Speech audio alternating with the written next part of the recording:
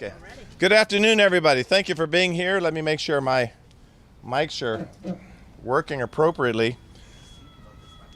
Thanks for being here again, community members, housing advocates, neighborhood advocates, and the media. We have some exciting issues to discuss, among them being one of the most defining challenges that this city has, and that is affordability and housing. I think many of you know that we've said on many occasions that we believe that abundant and stable housing is foundational to the success of everyone in this city. And indeed, it is a challenge. That's why even facing a major budget deficit and a president of the United States who threatens cities like ours, that is why we are so committed to protecting our people, strengthening record investments in proven and innovative solutions. I will say a few words and you will hear from three friends and housing advocates and community leaders and patients, Mirya and Roxanne. I'll do a better introduction in a moment. But I want to say on the outset, I'm proud to stand with leaders such as former State Representative Don Mason and others to talk about our budget. So our proposed 2026 budget will invest $350 million in affordable housing. And let's talk about that just for the moment. That is the largest such investment in our city's history. This is in spite of a budget deficit. I'm very proud to say that we didn't just maintain housing investments with this proposal. We are expanding them because affordability and housing are our top priorities. These funds will protect and expand affordable housing across Seattle, provide emergency assistance to people to help people stay in their homes, and work to reverse inequities so we can build a better future. These investments reflect our values and our vision of being a welcoming city where everyone can succeed. As you may recall, I shared last month, we're already investing a historic $170 million in the production, preservation, and stabilization of affordable rental housing through 2025 funding. That was in large part because of our commitment and in large part because patients, Malaba, insisted that we do that.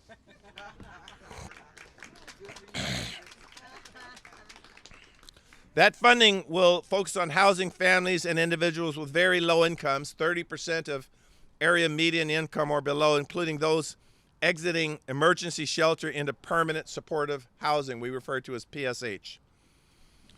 And as you recall, that is coupled with our design review exceptions for affordable housing, which will bring these new homes online 1 to 2 years faster than before.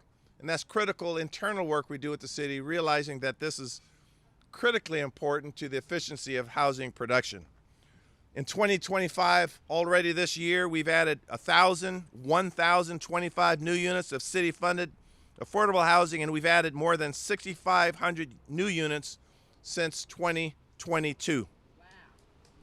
Wow.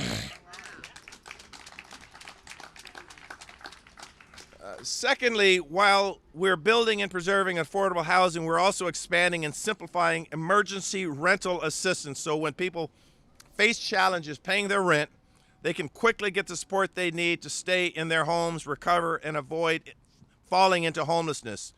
Now, we will issue later today, I have a draft of it for optics, a fairly lengthy executive order. I have a few exhibits I'm going to show you today. An executive order will be issued later today where we really do a deep dive into that particular problem we're facing, and I'll read one of the whereases. Whereas individuals and families most impacted by impact and housing instability in Seattle are disproportionately low income, BIPOC, disabled, and single-parent households, underscoring the importance of equity-centered program design and implementation. And so basically what we're looking at is all of our city programs trying to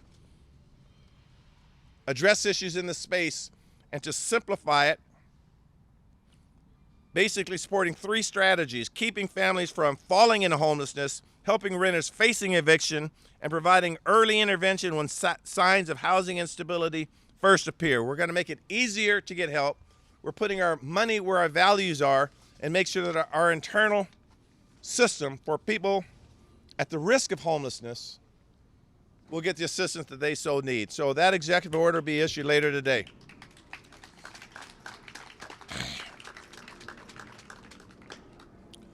Last, before you hear from our next speaker, I want to talk about something that's very personal to many of those listening to me right now, and indeed for myself. That it's high time that the city of Seattle better understand and repair the harm caused by past discriminatory policies like redlining, which displaced communities, especially black communities, sometimes referred to as the descendants of slaves. So over the next 4 years, and when I talked about exhibits, when I talk about what we're going to do over the next 4 years, I'm going to have to put my reading glasses on because the font's a little small here. But what we have, and it's very important for people that don't understand Seattle's history to understand this.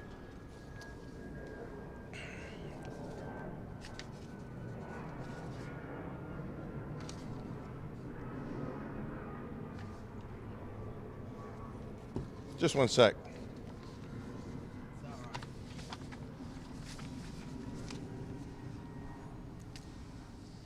Grab the earlier version of my speech. That didn't have one. No, it's okay. It's okay. It's sort of funny. We were working on this till the very last minute here, so I only grabbed this version here. Yeah. So no, I'll. This is sort of funny. I've been in office for a while, and I have to sometimes laugh at being overprepared. So let me tell you what I was going to say in my final speech. That what I have here is a part of Seattle that we all need to come to understand. These are actually some of the restrictive racial covenants found right here in Seattle. I'll read you one. In Capitol Hill, of all places, that covered 935 properties, 38 blocks, that no part of said premises shall ever be used or occupied by or sold, conveyed, leased, rented, or given to Negroes or any person or persons of Negro blood. That's right here in Seattle. I'll give you another example. And by the way, if you go to the University of Washington's website, that's been around since about 2006, where they've done this work, and we refer to it on seattle.gov website, Seattle Civil Rights and Labor History Project, looking at the history of racial restrictive covenants. You'll see that these are very common amongst 45 neighborhoods. I'll read another example that's here in our history. The party of the second part can transfer and sell this contract to any desirable people of the Caucasian race only. That was the law of the land here in Seattle. And many of you know that some of us that grew up here as children didn't realize that our parents and our grandparents and us were direct victims of the redlining policies here in Seattle. So over the next 4 years, Seattle will invest $80 million to help the most significantly impacted families stay in their homes and communities. This will be known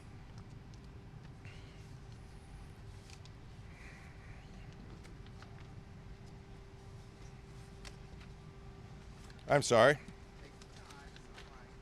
our Anti-Gentrification and Reparations Housing Fund. We will invest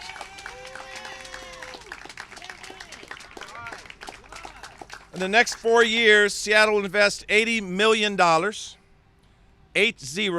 million to help the most significantly impacted families. This fund will provide tangible support, such as down payments, rent, housing costs, such that families can build stability and find the opportunity that they so justly deserves as a result of the redlining policies that are here and were here in Seattle.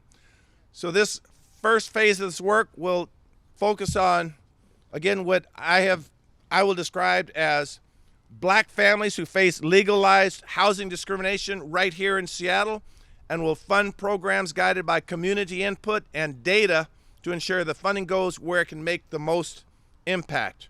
We have to acknowledge some realities about this city. We have to acknowledge the fact that we all understand how unaffordable Seattle has become, that we are one of the fastest growing cities in the country. But our growth means absolutely nothing if we don't fight for what we say all the time about equity, about justice, about racial justice. So this $80 million fund over the next 4 years will be a direct approach on looking at the data here in Seattle and getting this work done. Every affordable home we build or preserve and every family we keep housed means fewer neighbors living in cars or having to move outside of the city or having to live in tents. We want more people, to end on a positive note, living with stability, dignity, and the opportunity that everyone deserves. Having said that,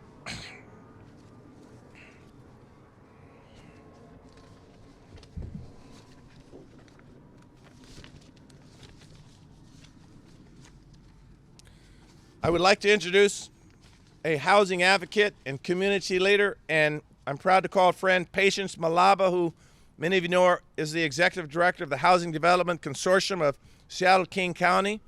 And she will talk about the NOFA and the production and the stabilization efforts, that process. But point of personal privilege, I would be remiss if I didn't say it's very historic that we here at the first African Methodist Episcopal, the Housing Corporation's premise today. Yes. Very personal. Many of you know I grew up in the A.M.E. church. I served as the lawyer for the A.M.E. Housing Corporation for many years. My grandfather was on the usher board. My brother, a altar boy. Myself, a Sunday school teacher. I was married in that church, buried my grandparents and my parents. And this intersectionality between the faith-based community and the values of housing and stability is not only personal to me, but I know from many of you I'm looking at, you've spent a lifetime fighting for these values. So I'm very proud and I think very appropriate to announce our $350 million housing investment, which again is unprecedented in this city, coupled with our Anti-Displacement and Reparations Housing Fund. Patience, take it away.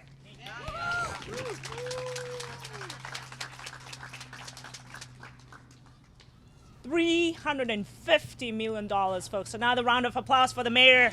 All right.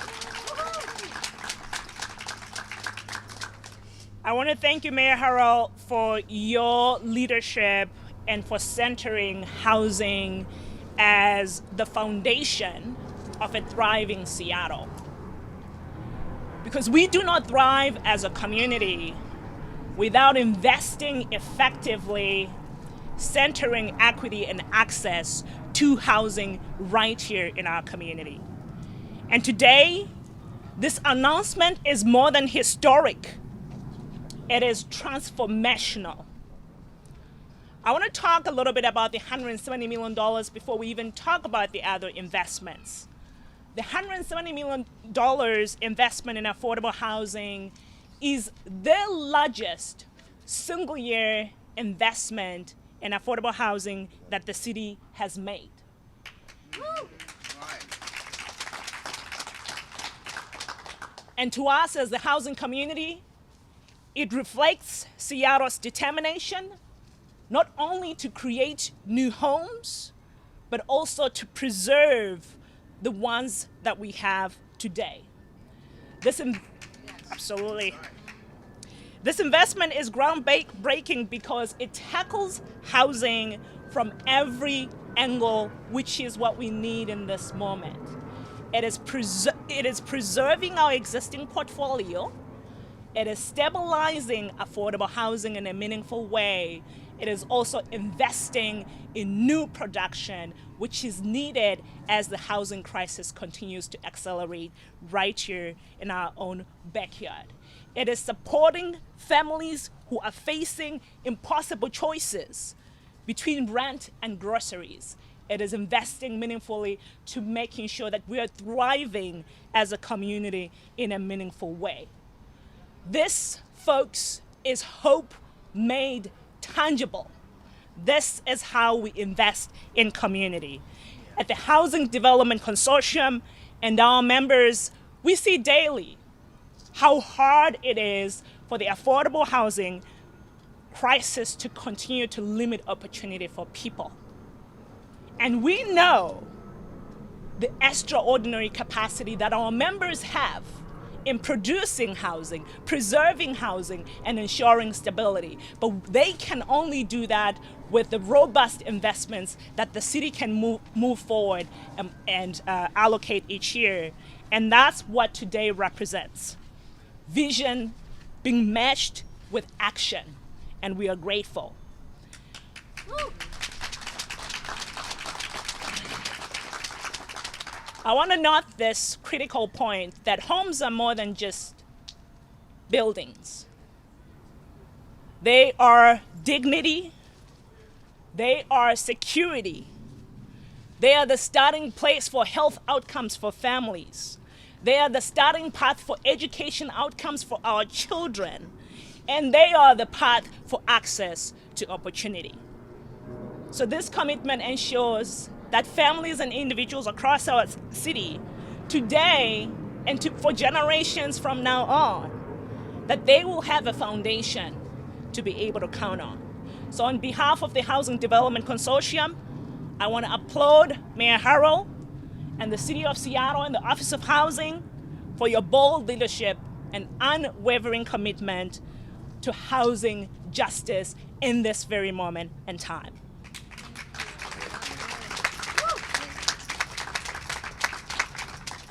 I will say, Mayor, taking a point of privilege as a good friend, that we are proud to be partners in this work.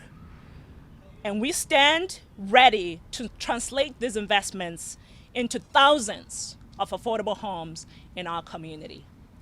I will also appreciate the investments in righting the wrongs of the past.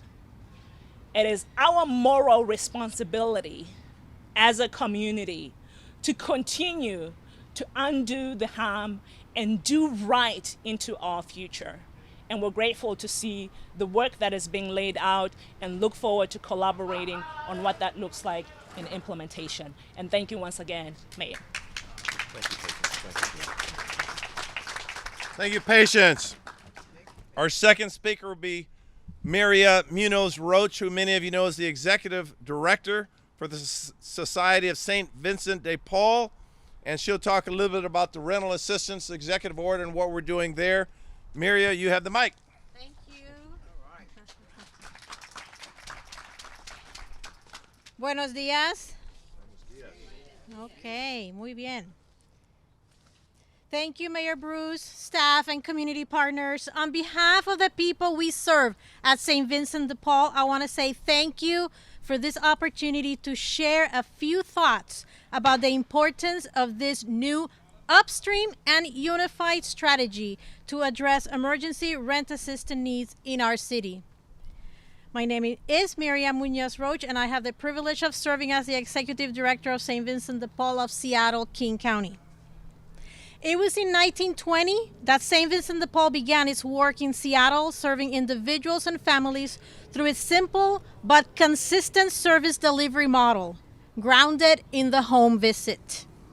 For St. Vincent de Paul, going into people's homes is a sacred act that allows us to get to know our neighbors better, to bring hope, and to listen with compassion, offering our neighbors an opportunity to offload their stress and worries and to get to the heart of the matter. In the home, we come to understand the complexities and uniqueness of each individual's story. as well as the giftedness of each person we have the privilege to serve. Through our partnership with the City of Seattle for the past 7 years, St. Vincent de Paul has been able to expand its capacity to leverage flexible dollars raised by St. Vincent de Paul and couple those with rent assistance funding from the City of Seattle Homelessness Prevention Program, thus allowing us to keep hundreds of our neighbors housed across the city.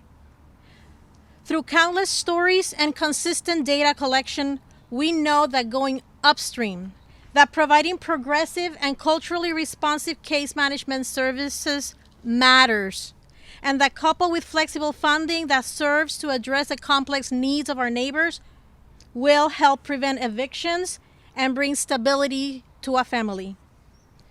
Preventing evictions is the most cost-effective way of preventing the instability that causes disruptions in families and communities. The proposed plan from the mayor makes a commitment to use flexible dollars that will help to address the complex and multiple barriers faced by the people we serve. At St. Vincent de Paul, our experience has shown us that the use of these flexible dollars can impact the lives of our neighbors in a very positive and uplifting way. Here's one human story that speaks to this type of collaboration. One of our neighbors, we will call her Gladys, called the 211 crisis line because she had received an eviction notice and was directed to call the St. Vincent de Paul helpline. After visiting with Gladys, assessing her needs, and listening to the various health challenges, loss of employment, falling behind in rent, and about her daughter who was just diagnosed with cancer, rent assistance was a lifesaver, while connecting her with other resources made a world of difference. Our case managers walked with her, with Gladys, providing coaching, support, and accountability until she reached stability and self-sufficiency. With better coordination and flexible dollars, along with the implementation of a standardized screening tool developed with input from our communities and nonprofit service providers, the city can begin to tackle challenges that surface in our neighbors' lives before an eviction is executed. At St. Vincent de Paul, we receive thousands of calls annually where this tool can assist in further identifying points of vulnerability in our neighbors' lives and housing instability.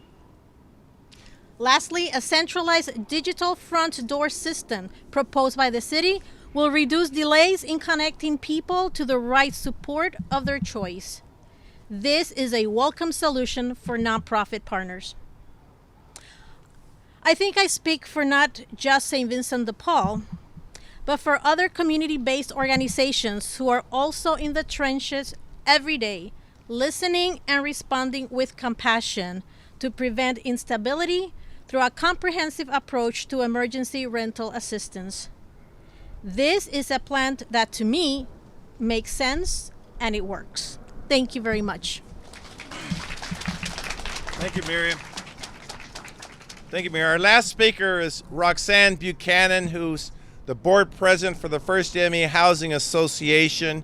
And just point of personal privilege, I've known Roxanne most of my adult life, and as long as I've known her, she's been a fighter for others. And again, when I talked about that intersectionality between housing and the faith-based community, the compassion by which people find that energy and that prayerful spirit to fight, Roxanne epitomizes what this is all about. And I'm very honored to share the microphone with Roxanne Buchanan. Roxanne, you have the mic. Okay.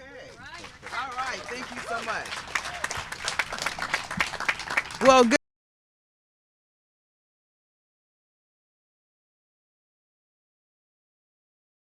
For his historical undertaking, okay? And to thank him and all of you for being here today at Bryant Manor to allow us to host the announcement of this undertaking. As you can see to my right, to your left, we have Bryant Manor South, which is currently under construction, and it will be known and hopefully be able to take advantage of families of 149 units, because this building here will house 149 additional families in the city of Seattle.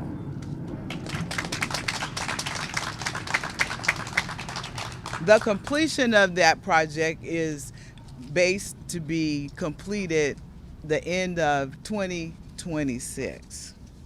But also, the building to my left, your right, is our current completed project, Bryant Manor North, which this building hosts 101 families, and it is full. So we are on track with providing affordable housing within the city of Seattle. The funding was made possible under Bruce Harrell's administration, the city of Seattle Housing Department. And I want to thank him right now for having that option for us that is making all of this possible. Thank you so much, Bruce Harrell. I'd like to take this opportunity to thank my board members, directors, executive committee, staff, and to acknowledgement to our executive director, Earl Richardson. If all of you are in the audience right now, would you just wave your hands so they can see that this is a team effort, that we all work together. Thank you so much. Within Bryant Manor North, we have a very optional option for parents and the community. There is an early learning center in Bryant Manor North that is housed right here on site for those parents that wishes to have their young people in an early learning center on site, and the community. And it is Ashe Prep. I'm not sure if any representative is here, but if you are, just wave your hand so they can come on over. You might want to take a tour. It's a beautiful site, as well as Bryant Manor North.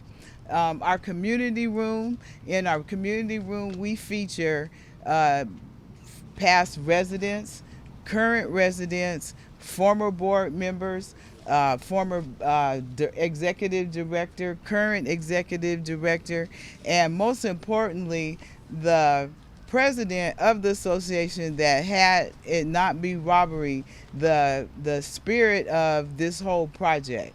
And that was the name of Ron Flynn.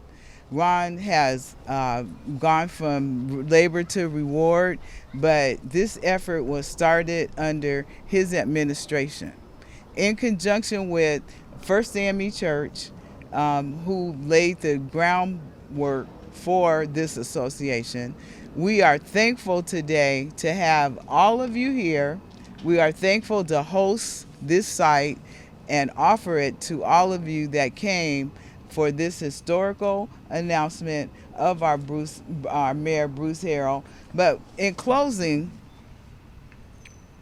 I just want to let all of you know a quick personal story. I grew up on 22nd and Marion. And those of you that grew up in the Central area, you know where 22nd and Marion is. You know what it looks like now. When my parents were ready to expand to get a larger home, they had to go south. They had to go south all the way to Beacon Hill. Now, in 1960, Beacon Hill was like going to Tacoma. And so that was due to the redlining, the covenant that our mayor, spoke about earlier.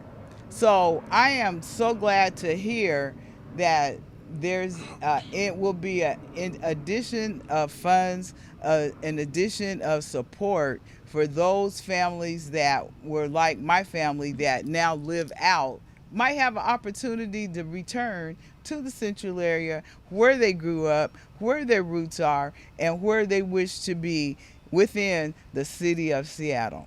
Once again, I want to thank all of you for coming today to visit us here at Bryant Manor North, under the leadership of our First A.M.E. Housing Association.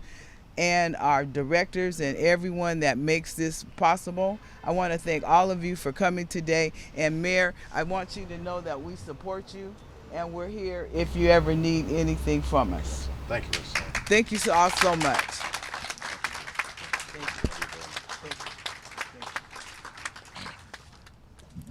Before I take a few questions, I want to share just some ideas with you. As Roxanne talked about growing up in the Central District when we were just little boys, and I'm looking at someone there that's my vintage, and when your father coached us in baseball as a kid and your uncle coached us in baseball as a kid, we didn't know how to read laws back then. We didn't know that we were the subjects of redlining as we were as children. But we can read laws now, and we could be intentional about growing the Seattle we need to see. When I see people like my friend Aaron Dixon to my left, I can't see him because the speaker's behind me, but I see you over there. And I see people like Don Mason, that this city needs to realize that I am the mayor because of their work. When he founded the Black Panther Party and promoted the free breakfast food program and fought for social justice and racial justice, as did Don Mason in the state legislature. These were intentional acts of goodness. And here in 2025, we need to remind ourselves that we are here because of the good work. And so when we seize the past, it is only to find momentum in the future.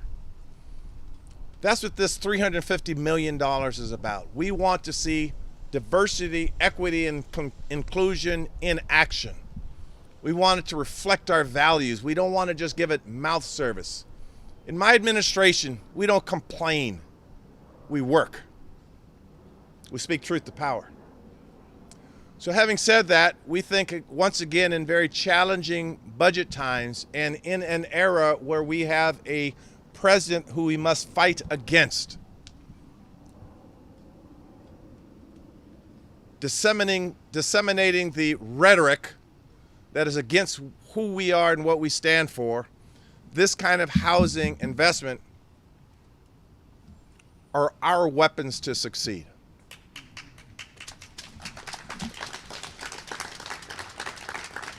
And you may recall earlier this year, in January of this year, I issued an executive order. And what I said in that executive order was, and I'll quote, "Having grown up in the historically red-line Central District and serving as a representative for South Seattle on the City Council, I've seen firsthand how longtime neighbors and small businesses have been priced out of the communities that they love." That was my quote in January of this year. This is it in action. So thank you for community for being here. And with that, we'll be more than happy to take some questions. Jamie, I may need you to come up here and help me navigate. I think Amy has a question. Go ahead. Hi. I just wondered, could you please compare this proposed budget on housing to your previous one, and what are the sources of the funding? How is it different? Yeah, well, it's different because it's increased even when we were faced with, between $150 to $200 million deficit. So at $350 million, we've surpassed our previous investments, where I'll say in the 340s or so. 342. So as you well know, we also now have the benefit of having passed a housing levy of almost $1 billion. And so when we look at the housing budget in our housing fund, we've increased it. And what we're trying to do, once again, is be a little more specific on the demographics we're trying to reach. We're also placing an emphasis on rental assistance, particularly on this budget announcements, because we realize the best way to prevent homelessness is to prevent it, to keep people in their houses. You saw a strong piece of that in our housing levy, where we will not only build over 3,000 units, but we will keep 9,000 people in their homes. So this announcement increases a strategy that we started implementing a few years ago, and I think renews our commitment for housing. And that's exactly what this does, even though we faced an unprecedented unprecedented budget challenge looking at the deficit that we had. Yes, David. Can you talk about the $80 million in the reparations fund, and how do you do that legally under fair housing law? Sure. It can be done legally. Of course, I don't issue announcements without it going through a legal analysis as an attorney and having a city law department. So it always has to be based on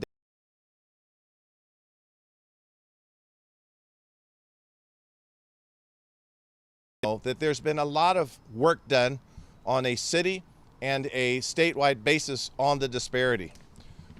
These laws are real, and the data that we will use will be very granular in our approach in terms of who was affected. So it is compliant with the law, it will be data focused, and I look forward to implementing it.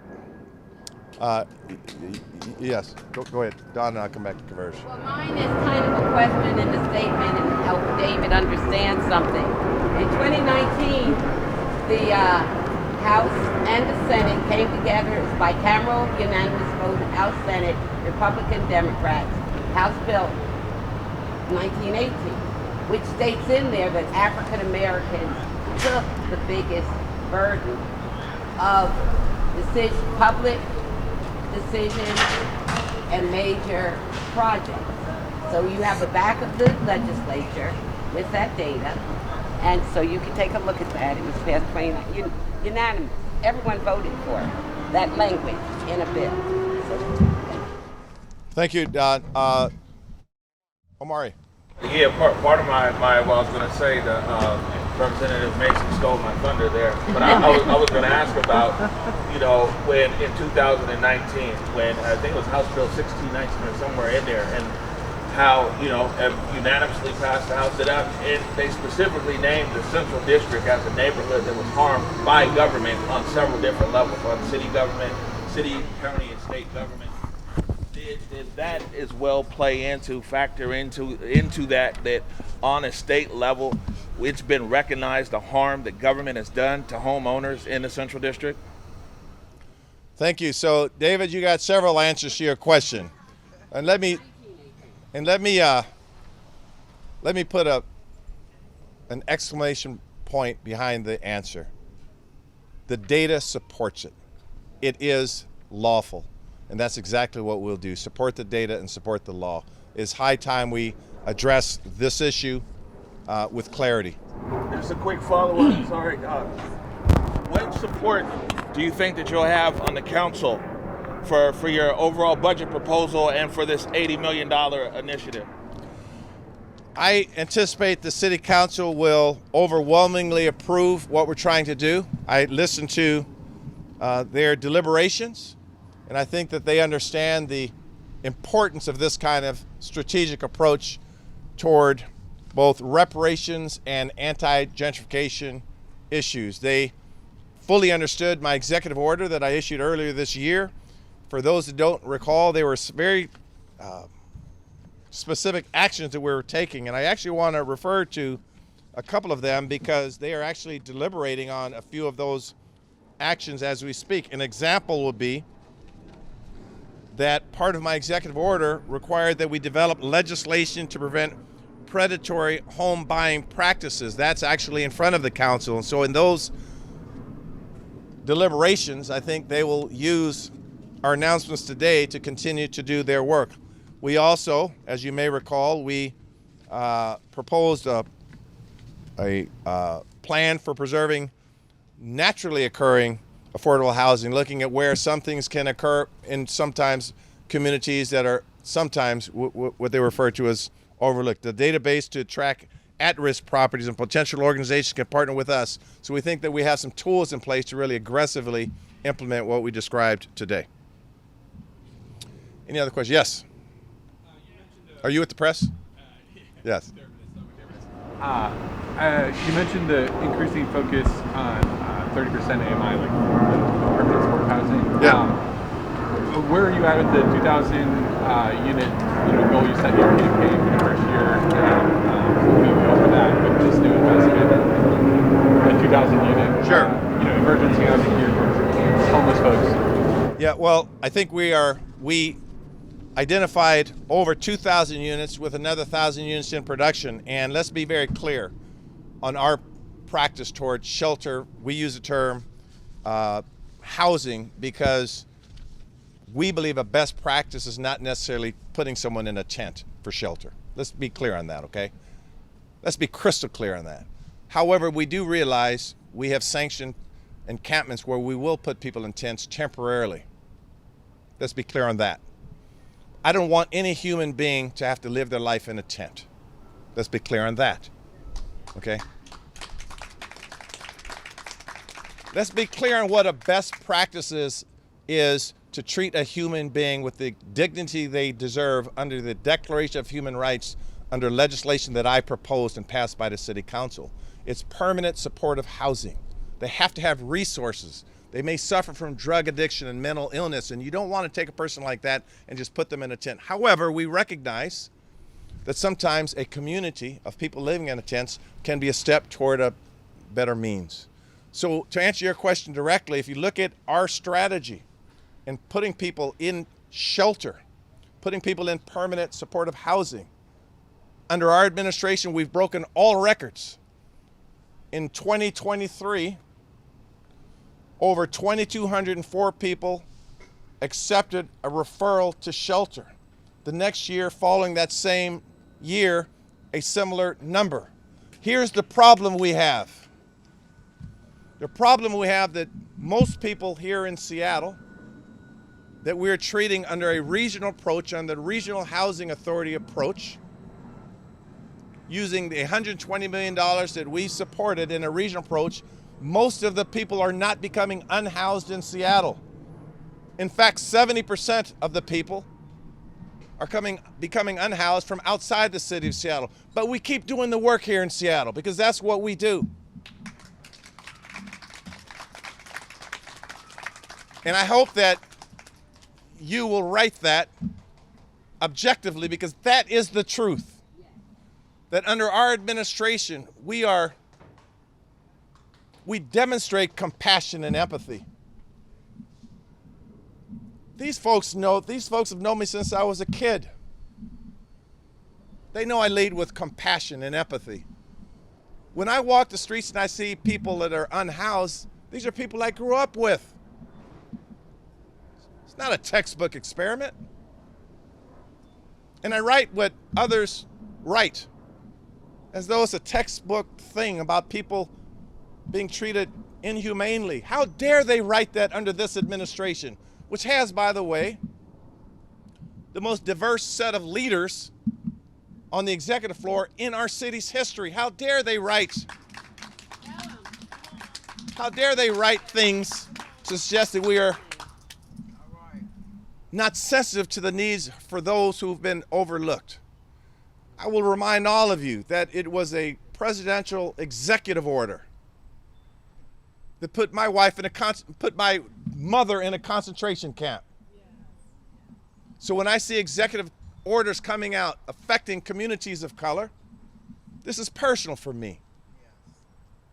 So how dare anyone question the compassion of this administration toward people who are underrepresented, black people, brown people, people of color, people who have been othered, such as the LGBTQ plus community. How dare anyone comment on us being less sensitive? For me, this is personal. This $350 million in a tight budget is personal. I don't expect you to understand this. Not you, just figuratively. I don't expect a lot of people to understand this.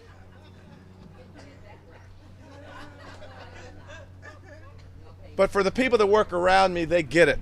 They wake up every single day fighting for this community. And that's what we'll continue to do. Next question. And if we don't have any, David, go ahead. Can you talk about how this fits with the plan to close the budget deficit? How do you do this and also come up with enough money to make the city's budget sustainable? Sure. Well, as I think you've written on, David, that we proposed a B&O tax policy that taxes the most wealthiest, the richest corporations in this city, many of whom are making billions of dollars in profit. Our B&O tax policy taxes them and exempts 90% of the smaller businesses that we want to support. That was a bold policy that my administration proposed and the city council agreed to put on the ballot. Number one. Number two, I have several department heads here. They also know that if we can do more with less, we will. So we did go through a budget exercise, and we'll continue to do that on how we can save money. At the end of the day, whether it's the power bill, the water bill, the design review costs, all of the costs that add up into housing or to any other service that people rely on from the city, we will reduce costs where it makes sense. But we will not sacrifice the quality of service that people come to expect in Seattle. We will not hijack your power rates or your water rates such that you can't afford to live in this city. This housing increased. Remember, under our administration, we've been increasing housing. And every year since I've been in office, we've had a six-figure deficit. Well, I'd love to be a mayor that had a surplus. Love to have that situation. We were not dealt that hand. And we don't complain, we don't whine, we put in the work. While others sit on the sidelines and complain, we put in the work. That's what our community does. Okay, I'm going to count us down, and I'll close this by saying, Roxanne and Patience and Mirya, thank you for standing with me, and community members. We're just getting to work, right? Where'd Brother Dixon go? I was going to give him another shout out. I gave him a shout out and he took off on me. I was going to say the work he started back in the 60s. Don, I'm going to look at you, sister. The work we started, the work you started, we're just on our way.